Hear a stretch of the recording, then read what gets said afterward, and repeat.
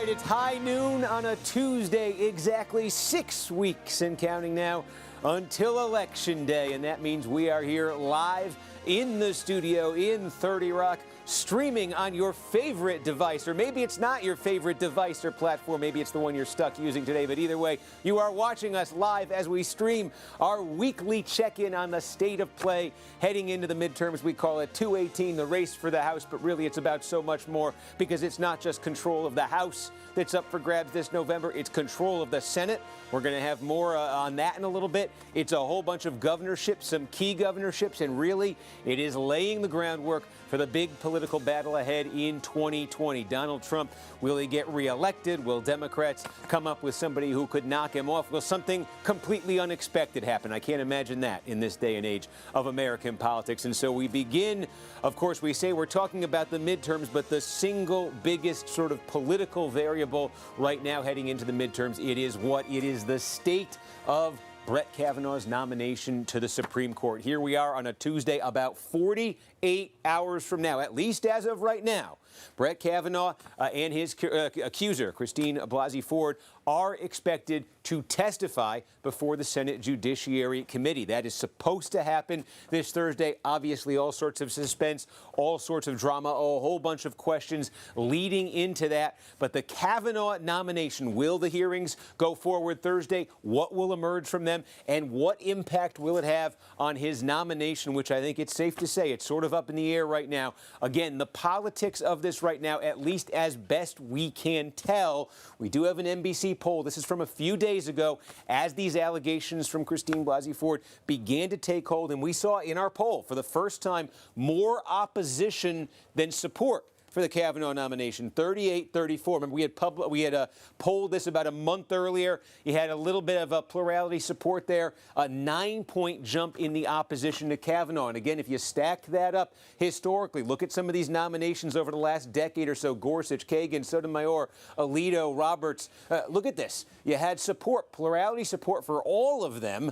This is the first one. Really, this is the first nomination since Robert Bork all the way back in 1987 that's underwater in a poll. More opposition than support. Of course, no coincidence. Bork was the one in 87. They took it to the floor. He lost. Only had 42 votes for confirmation. So is that a bad omen there maybe for Brett Kavanaugh? Or is 34-38, while not pretty, politically speaking, while not a pretty poll number, is that not enough opposition to change the underlying politics in the Senate? Take a look, of course. We've been looking at this, some of the names to watch right here. We know the story. On paper, Republicans have 51 votes in the Senate if everybody bands together. If every Republican votes yes, Republicans can pass the nomination. The two names, obviously, if you've been watching politics, you know this already: Susan Collins, Lisa Murkowski. Everybody wondering, what are they going to do on this nomination? On the flip side, Democrats, of course, if everybody bands together on the Democratic side, they'd have 49 votes. Wouldn't be quite enough to stop the nomination,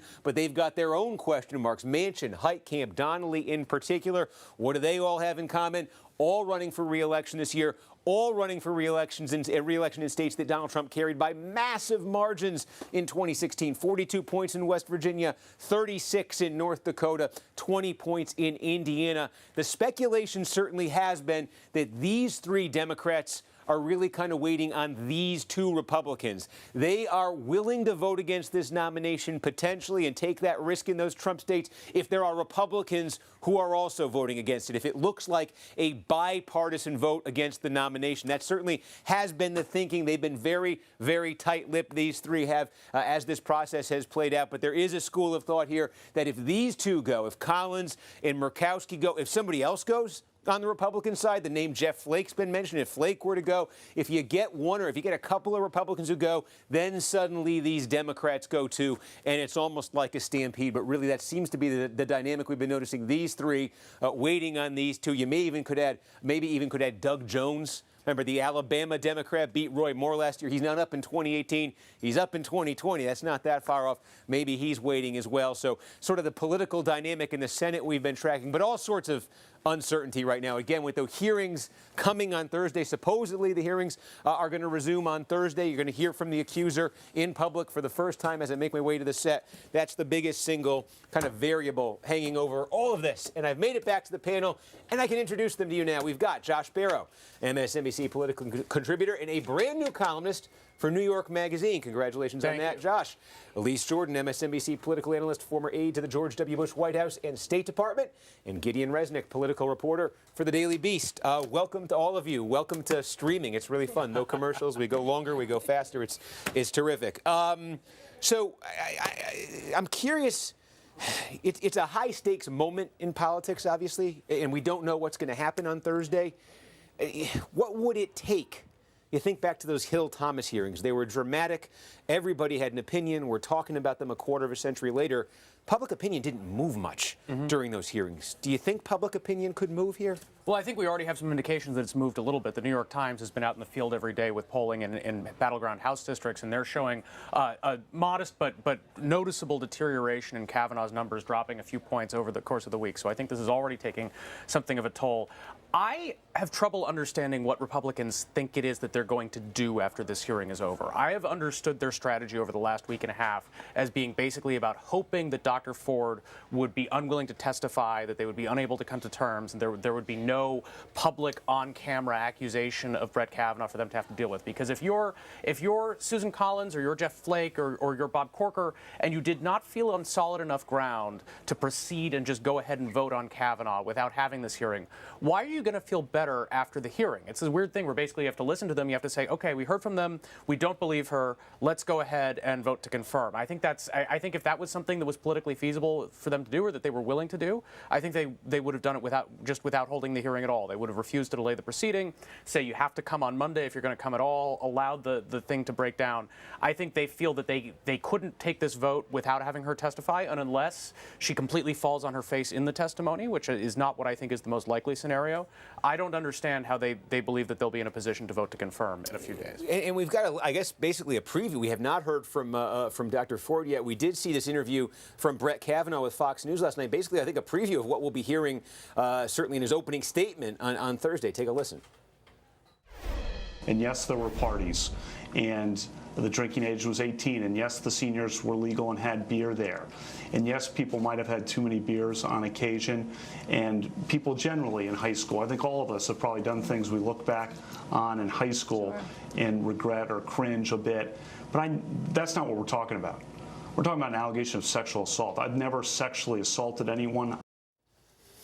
Elise, I'm curious from the standpoint of we show the names up there, Susan Collins, Lisa Murkowski. If they sort of hold the line on this and there's no other surprises, Republicans can pass this nomination. Is what Brett Kavanaugh is saying now something that you think would make them comfortable voting for this? First of all, there was no point in that interview being conducted yesterday. I don't understand why the White House recommended that Judge Kavanaugh and his wife Ashley sit down for that interview. They're preaching to the choir over at Fox News, and it adds in a level of politicization that is already there and that they had been fighting against, that Judge Kavanaugh had been fighting against this process becoming so politicized, and now they're feeding into that chamber. So I think that tactically that was a big mistake and kind of reflects the overall just train wreck of the comm strategy surrounding this nomination. You have a respected jurist, a scholar, someone who's being painted in the press that's completely different from the Brett Kavanaugh that I knew when I worked under him at the White House, and other White House staffers would share a similar sentiment. That said, these allegations are of such a nature that that's why Thursday is so important, because we need to hear both sides of the story and we need to make our assessment on who is telling the truth, because right now it's down to a he said, she said. And I guess that's the question. I keep coming back to it, though. If there aren't going to be other witnesses and there's no FBI investigation here, I mean, what if they're both compelling? What if you listen to him and you say, that sounds believable, and you listen to her and you say, well, that sounds totally believable? Yeah, I think that's the difficult position that these senators are going to be in, right? If anybody had expressed any skepticism, before the hearing, they're going to hear Dr. Ford, like Josh said, sound as we expect her to sound based on what we've read of her account of the situation. And they're going to they're going to go into a risky situation where, a day after or a couple days after, McConnell's going to take a floor vote and, see who is willing to stand yes or no for it. And he thinks of that as a difficult situation that he's presenting for these red state Democrats, but it's also a very difficult situation that he's presenting for these swing Republican voters, or swing senators. And that's interesting, too, because this is in the last few hours here. Lisa Murkowski, everybody's trying to get comments out of these swing senators. Lisa Murkowski asked about the idea of an FBI investigation, something that the Republicans have been refusing to pursue so far. She's saying, hey, it would clear up all the questions. I mean, can anybody here see a scenario where you hear from both of these and then Murkowski and Collins, for instance, say, we're not going forward until we now investigate some more of these claims? I mean, I think it's likely that they'll say that. I would note that, it is not true that an FBI investigation would likely clear up all the questions. This is an event that occurred at an unspecified time, approximately 36 years ago. The FBI is not magic. They're not going to be able to go and figure out exactly what Brett Kavanaugh did or didn't do in 1982, approximately. So I think that it's likely that if they did more investigating, they would end up sort of back where they are now. And I think they'll end up after the hearing where they are now, which is it's a he said, she said today. It's going to be a he said, she said on Thursday. And so I think that the question facing these senators, we talk about it like it's as though, well, let's do the fact finding and we will figure out what the truth is here. The better question is, what do you do when you don't know what the truth is? Because we don't know, and they're still not going to know on Thursday. And what I gather from what they are saying is that some of these senators sound like they're not comfortable taking the vote yet when they don't know. Well, they're still not going to know on Thursday. So are they going to be comfortable then taking the vote? That's an interesting point, too, because this FBI issue Elise has raised. There was an FBI investigation with the Clarence Thomas Anita Hill case, and folks, there's a cloud over Clarence Thomas today. And it took around 3 days. So that is, in my opinion, the weakest part of the White House's posture here, the refusal to just go ahead and call for an FBI investigation. Because if Judge Kavanaugh has nothing to hide, as he said last night in his interview, they should just go ahead and let it happen. And, the argument that it's just invasive and unnecessary and who would invite the IRS in to audit you if you don't have to, that just doesn't, you're up for a really coveted position that's a lifetime appointment. Everything has to be out on Suppose, though, what Josh is saying, and I take the point, politically, you want to look like, sure, let's get to the bottom of this. But let's say they did, and it came back somewhat like the reporting we've got so far. But politically, I think it's very important, and I think that it shows a reticence on their part that doesn't have to be there. See, I think, if I were Brett Kavanaugh, I wouldn't want an FBI investigation even if I were innocent, because I would expect it to be inconclusive. But the mere fact that the investigation is going on sort of lends credence to the accusations, unless there's some ironclad alibi that he has. And there's this reporting that, he has day planners that purport to show what his schedule was. I don't know what high school student kept a day planner that, said that what keg parties they were and were not attending, but sort of accepting some ironclad thing where you could demonstrate, I wasn't in Maryland at any of the relevant times over an 18-month period, things that are very unlikely. I think the FBI investigation is likely to leave us with no greater clarity, and Republicans are concerned about two things. They're concerned about lending further credence to these allegations, and they're also concerned about further delaying the process, because if they're not going to be able to confirm Kavanaugh, they have a limited time if they want to try to bring up a new nominee and vote on them before the election or even after the election, before the new Senate takes office. So that at some point they're going to have to. McConnell doesn't want to have to pull the nomination because base conservatives will be mad at him. I think these Republican senators who are on the fence would prefer to have the nomination go away without having to actually vote it down themselves. But at some point, this has to end some way, either with him getting confirmed or with him no longer being the nominee. They can't put that off forever. And Gideon, from the Democratic side, I'm curious, how are they looking at the calendar right here? Because before these allegations, there was a lot of energy on the Democratic side to find a way to stall this process, to somehow string it out past the election, see if Democrats can take the Senate, and that could change the equation. Yeah, I think that, they have been given this permission to structure now to say, okay, I was running in a deeply Trump state, but now I have more questions. And my constituents aren't necessarily excited about Judge Kavanaugh. They weren't beforehand. There's a lot of reporting that shows that it's not even coming up as a question for these senators on the trail. So I think this gives them the opportunity to say, once again, okay, well, I see, Senator Collins is on the fence here, so I'm also going to be on the fence, and I'm going to eventually jump off the fence after I hear these conversations. And then you look at the calendar, and yeah, you have an opportunity again to potentially take the Senate in November, and that changes the entire, makeup of the possibility of having a vacancy later on.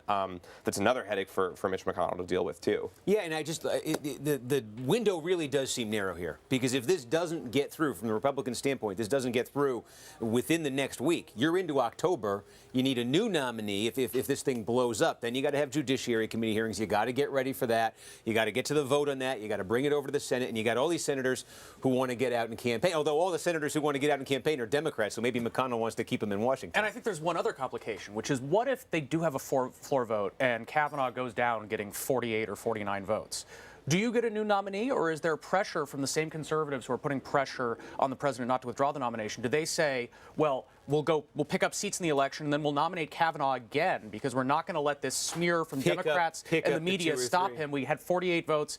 After January, we'll have 50. But then that ties you not just to the idea that you vote for me so you can have a conservative judge. It's vote for me so that you can have Kavanaugh personally, which I think is a difficult argument for Republicans to have to make. I remember an old congressman named Bob Dornan, who political junkies might remember, from Orange County, California, ran for president in 1996, got about 0.5% of the vote. One of the things he talked about was, if I'm elected, maybe I'll renominate Robert Bork to the Supreme Court a decade later. So who knows? Everyone stick around at the panel. I'm going to head over to the big board, though, because we have been talking about these hearings. Obviously, the showdown looming on Thursday, 48 hours from now, when you will have Brett Kavanaugh and his accuser both making their case with tens of millions of people watching. And, of course, it calls everybody's mind back 27 years ago, almost to the day, the Clarence Thomas, Anita Hill hearings. Anita Hill emerged after the initial round of confirmation hearings for Clarence Thomas, made her allegations of years of sexual harassment while he was her supervisor in the 1980s. They reopened the hearings on Friday, October 11th, 1991. Here is a taste of what that day looked like. I think the one that was the most embarrassing was his discussion of pornography involving these women with large breasts and engaged in a variety of sex with different people or animals. This is a circus. It's a national disgrace. And from my standpoint, as a black American, as far as I'm concerned, it is a high-tech lynching for uppity blacks who in any way deign to think for themselves, to do for themselves, to have different ideas. And it is a message that unless you kowtow to an old order, this is what will happen to you. You will be lynched, destroyed, caricatured by a committee of the U.S. Senate rather than hung from a tree. On page 70 of this particular version of The Exorcist, "Oh, Burks," sighed Sharon. In a guarded tone, she described an encounter between the senator and the director. Dennings had remarked to him in passing, said Sharon, that there appeared to be, quote, "an alien pubic hair floating around in my gin," unquote. You think that was spoken by happenstance? And she would have us believe that you were saying these things because you wanted to date her? That was Orrin Hatch. He was reading from The Exorcist there. He was sticking up for Clarence Thomas. Of course, Orrin Hatch on that committee now 27 years later, and he has been sticking up for Brett Kavanaugh. The political fallout from the Hill-Thomas hearings in 1991. Clarence Thomas was confirmed. 52 to 48 was the vote. You heard that language he used there.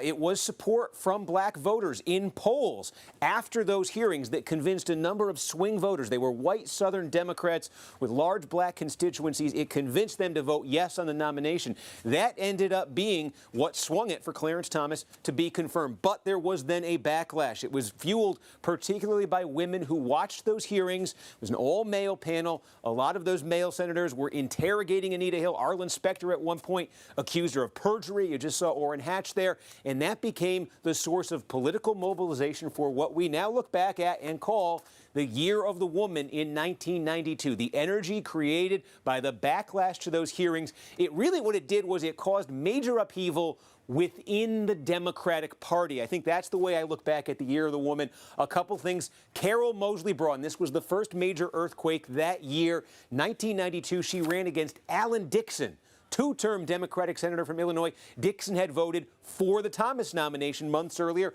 Carol Moseley-Braun pretty much came out of nowhere, beat him in the Democratic primary, and then became the first African-American female senator ever elected. That was the first moment, big moment in the year of the woman. Lynn Yackel, I mentioned Arlen Specter a minute ago. Specter accused Hill of perjury during the hearings. Lynn Yackel was running at about 4% in the polls in the Democratic primary in Pennsylvania. She put an ad on the air, showed a clip of Specter accusing Hill of perjury. She froze it, and she said, "Did this make you as angry as it made me?" The answer from Democratic voters apparently was yes, because she rocketed to first place, won the nomination, came within a point and a half of knocking off Specter in the fall, although she did not win. But that was a major moment in 92. In June that year, California Democrats, they had two Senate seats, two open Senate seats that year. They nominated two women, Barbara Boxer, Dianne Feinstein, both of them, again, fueled in large part by that backlash. In September, Patty Murray in Washington, she campaigned as a mom in tennis shoes. That's what she called herself. She won a nomination for U.S. Senate in Washington. Why was there a race for the U.S. Senate in Washington in 1992? Because the incumbent Democrat, a man named Brock Adams, had to leave the Senate in the wake of the Anita Hill Clarence Thomas hearings when it was revealed that he had been accused by multiple women of sexual harassment and sexual misconduct. Patty Murray won that nomination in September 92. With so many women nominated, we didn't have a major gender gap when you looked at the polls in the 1992 election. Actually, one of the most narrow in modern times, but with so many women nominated, the number of women in office, it did climb. Look, from 2 to 6 in the Senate. They tripled the number in the Senate. They went from 2 to 6. In the House, they nearly doubled it right there. This jump from 2 to 6 in the Senate, it was so dramatic at the time that George Mitchell, the Senate Majority Leader, he held a press conference after the election with a big announcement. He said, you know what, we're going to install a women's bathroom in the Senate for the first time. So that was the legacy of the year of the woman. Upheaval in the Democratic Party, record number of women winning nominations, and then as a result in the fall, you had a record number of women taking office. A lot of people say we're already going through, even before the Cavanaugh controversy, a year of the woman again in 2018. And speaking of that, this is what we've been seeing. This is our new NBC News Wall Street Journal poll. Look at the gender gap that is taking shape right now among men. If you ask them which party you want to vote for in the general election this year, Republicans winning by 3. Among women, Democrats by 25, a 28-point gender gap we're finding in our generic congressional ballot. We've been talking about a gender gap for a long time. This is a gender chasm. This is something even bigger. Trump's approval rating, again, in our new poll, we got him at 44% overall. Look, he's 6 points above water with men, 20 points underwater with women. Again, a 26-point gap there. Gender, we've been talking about a gender gap in American politics really since 1980 on and off, but this is at a level in the Trump era. Again, even before the Kavanaugh nomination, this was at a brand new level. Making my way back to the panel right here. Elise, when you see those numbers, what do you think? I still can't get over the female bathroom part. Yes. 25th anniversary is coming up. Right? Yes. These numbers are not exactly shocking just because it's been the trajectory that we've been seeing for a while, and this blue wave is coming. And some Republican strategists were just saying at the beginning of the Kavanaugh process that it would be smarter for Democrats just to, let this go. The votes were there. The time that they were going to spend fighting this nomination was going to hurt them in, working towards the blue wave. And now you see where, just because of the news cycle and the allegations, that advice has been turned on the head. So I do think that a lot rests on this testimony on Thursday, and I don't think that you can underestimate how important it is to base primary Republican voters and general election voters, Republicans, and sorry, I'm really not doing well in this live internet format, the Supreme Court nomination and just how galvanizing that is. Because I would talk to people over the course of 2016, we did focus groups in tons of battleground states, and repeatedly we would hear, well, we don't really like Donald Trump, but we would like a conservative Supreme Court justice. So it is a galvanizing factor. And you're a lot more coherent than me when I get going, so please don't worry about that. But Gideon, I see sort of echoes of what we talk about today when I look back to 1992, because even before this Supreme Court nomination fight, looking at the Democratic primaries this year, just this surge in women running for office, getting nominated, in energy within the Democratic Party in particular to nominate women, those were some of the hallmarks of what we saw in 92. It's just the scale is bigger now. Yeah, I mean, the only rule of the primaries so far, especially on the Democratic side, has been that if you are a woman running against a man, you're probably going to win. It's something like 50% or higher, you know, of the primaries that we've seen so far. Incumbent. Yeah, we're right for an open opportunity, and you know that means that in a lot of these districts that are going to turn on suburban voters, oftentimes suburban women voters, they're probably going to be inclined to pick that woman that they already picked in the primary, especially when there is an opportunity, you know, to flip 25 plus seats. So the makeup of the House, especially, you know, should Democrats take the majority, is going to completely change in terms of you know, way more women that are involved. Yeah, the face of the Democratic Party in particular has been changing. Josh, I did want to ask too, just about the president's approval rating in our poll. We've got him at 44% there. And, you know, the last couple of weeks with all the turmoil, the McCain funeral, the Manafort news, the Cohen news, there have been polls showing him drop down to, you know, 41, 40, even into the 30s. We've got him back at 44. I looked at the polling average on Real Clear Politics. They got him back to 43.7. It's his number late August before all this latest turmoil. Our generic ballot has Republicans down 8 when you look at likely voters. That's right around that line where you think control of the House flips. What do you make of where the president is right now? Well, so a couple of things. One is, you know, the NBC poll's been a little bit higher than the average of the polls on approval in general. So I think that's part of that trend.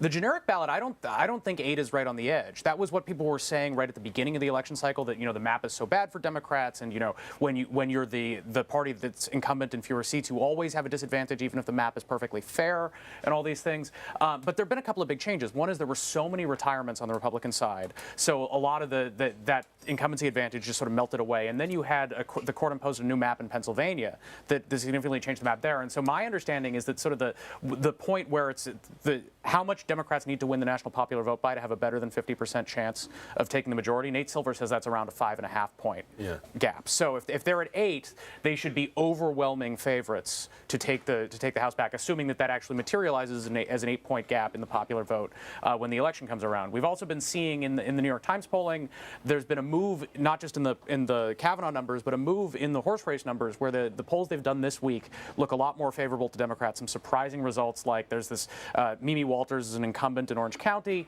and a traditionally Republican district that Hillary won because Orange County swung so hard toward Clinton, has her down 6 points to her Democratic challenger. Like, that's a district that, you know, the Republican ought to be slightly favored, definitely not down 6 points. So I think, you know, the presidential, I don't know what to make of the presidential approval numbers, but I think the overall track of the opinion polling looks better for Democrats now than it looked for a couple of weeks ago. And you talk about these, the New York Times has been doing incredible work with all of these individual House races. You can watch them live. The biggest trouble spot you can clearly see there, the heavily suburban areas, the more densely populated suburban areas. There's one around Denver, even into New Jersey. We're starting to see these now. Obviously, we've been talking about Northern Virginia.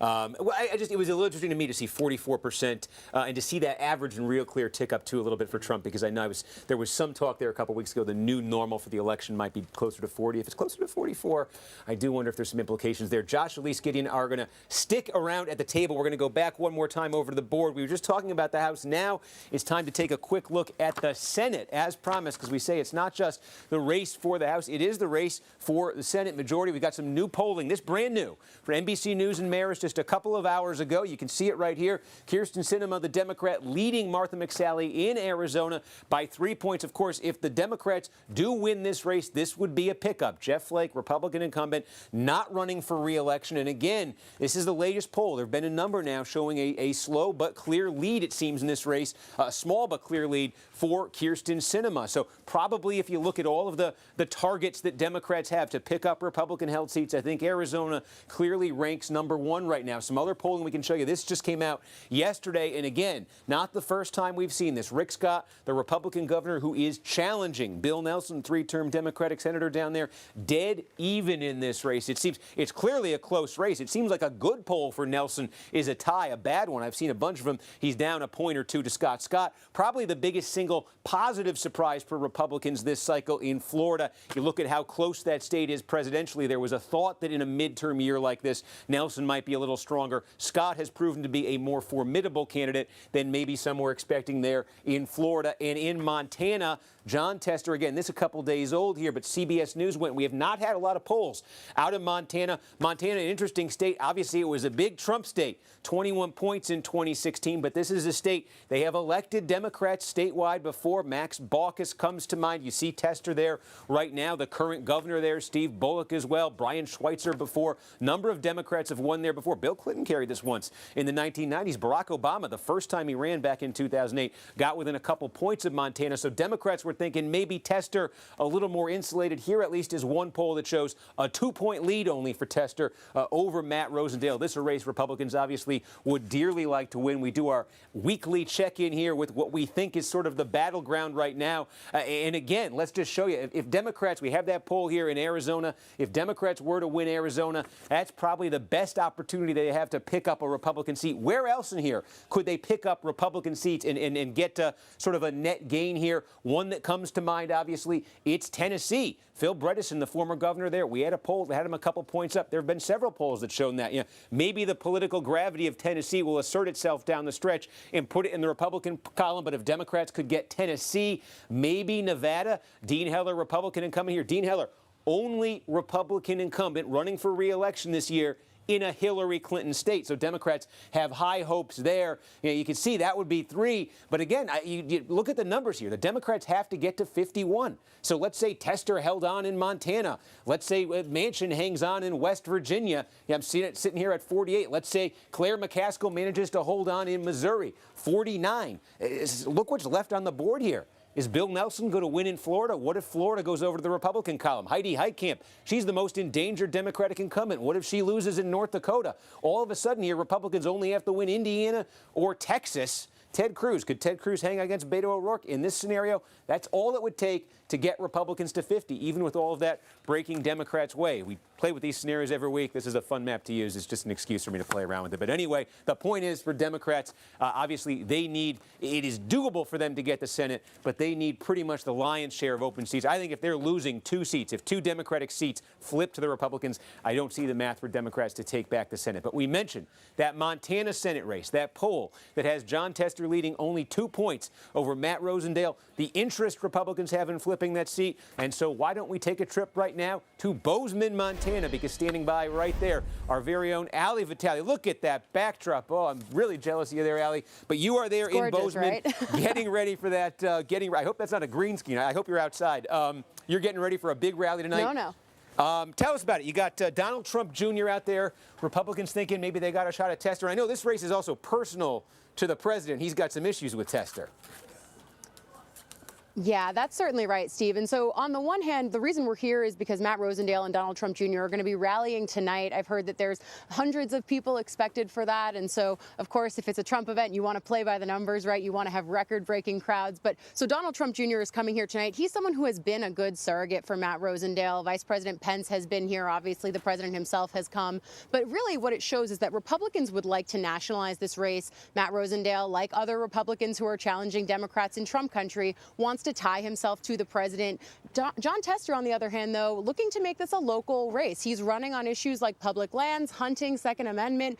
So clearly there is this dichotomy between Republicans who want to make it national and Democrats who want to keep it local. That's not just Tester who's doing that. I think of Heidi Heitkamp, Joe Manchin, Claire McCaskill, other people, other Democrats who are in similar races where Trump ran up the margins in 2016 and now they're kind of playing defense for their seats. I do think the one interesting thing, and you mentioned that Trump kind of has a stake in this race, he doesn't like to lose. You and I both know this very well.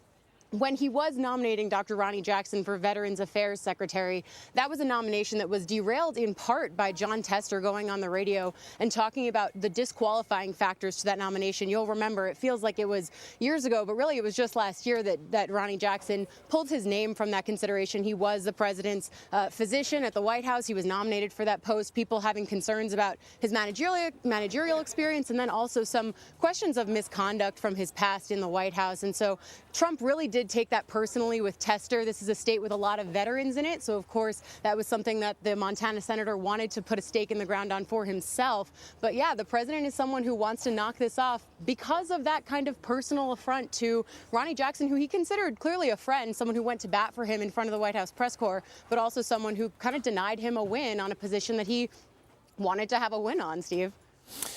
Yeah, I mean, there's that personal dynamic, and obviously there's the national dynamic as well. I mean, before I got to ask you though, I'm looking at the scenery.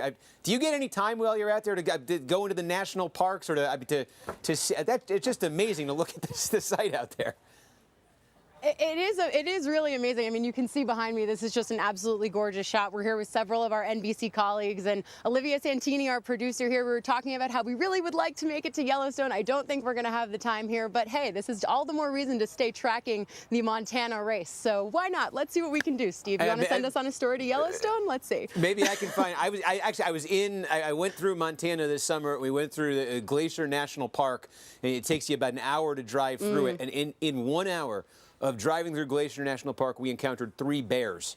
One was 10 feet away. It was a cub, and I must be between the mother, and I thought I was going to. So yeah, maybe it's better you don't go near the wildlife because dangerous things can happen. Got out of there real fast. Yes. I'm here now, and thank goodness for it. Allie, good reporting out there. Good luck at that rally tonight. Thank you for joining us. Appreciate it. All right, and that is going to actually wrap up this episode. The time went faster. I say it goes so quickly on this show. It got later faster than I thought it would. So, panel, I'm going to have to thank you. We actually ran out of time. But Josh Barrow, Elise Jordan, Gideon Resnick, thank you all for stopping by, being part of the fun this week. And thank you at home for watching. Right here next week, 5 weeks and counting from Election Day, we will be back at high noon on Tuesday with another edition of 218. See you then.